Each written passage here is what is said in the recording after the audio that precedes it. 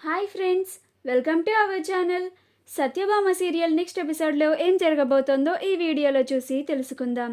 సత్యని నీ పవిత్రతను నువ్వే నిరూపించుకోవాలి అని అన్న భైరవి. అసలేం జరిగింది అని తెలుసుకోవడానికి ఈ వీడియోని స్కిప్ చేయకుండా ఎండ్ వరకు చూసేయండి. క్రిష్ లాయర్ గారితో మాట్లాడిన తర్వాత సత్య, ఏంటి క్రిష్, నీకు నాతో ఏంటి ప్రాబ్లం? ఎందుకంతలాగా చిరాకు పడుకుంటూ మాకు వెంటనే విడాకులు కావాలి అని లాయర్ గారితో మాట్లాడుతున్నావు అని అంటుంది. అప్పుడు క్రిష్, నువ్వు నా వెంట పడుకుంటూ అంతలాగా సారీ చెప్పుడు నాకు ఇష్టం లేదు సత్య అని అంటాడు.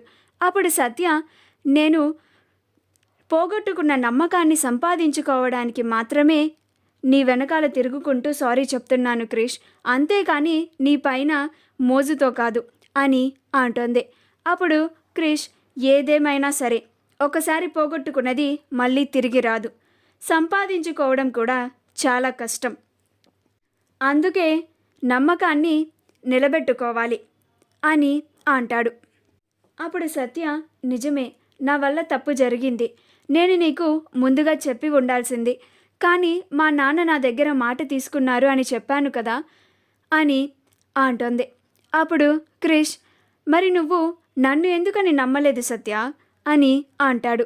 అప్పుడు సత్య, అలాంటి సిచ్యువేషన్లో నువ్వెలా రియాక్ట్ అవుతావో అని నేను భయపడ్డాను క్రిష్, అందుకని చెప్పలేదు, నీకు ఆల్రెడీ నేను ఇది చెప్పాను కదా అని అంటుంది. అప్పుడు క్రిష్, ఇవన్నీ మన మధ్య ఇంకా అనవసరం సత్య, నాతోని మాట్లాడకు, నన్ను కాస్త ఒంటరిగా వదిలేయి, నాకు కొంచెం ప్రశాంతతని ఇవ్వు అని అంటాడు. అప్పుడు సత్య, అలాగే క్రిష్ అని మాట్లాడకుండా సైలెంట్గా పడుకుంటుంది. అప్పుడు క్రిష్ కూడా ఆలోచించుకుంటూ పడుకుంటాడు.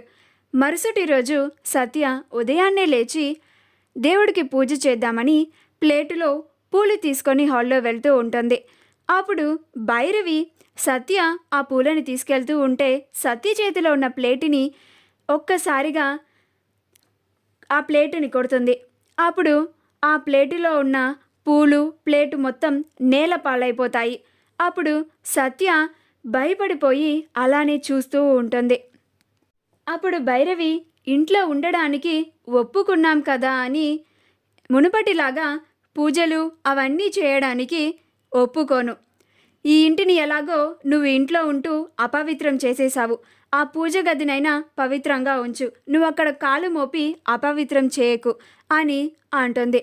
అప్పుడు జయమ్మ వచ్చి, భైరవి, ఏం మాట్లాడదలుచుకున్నావో సూటిగా చెప్పు, ఇలాగా డొంక తిరుగుడులాగా మాట్లాడకు అని అంటుంది.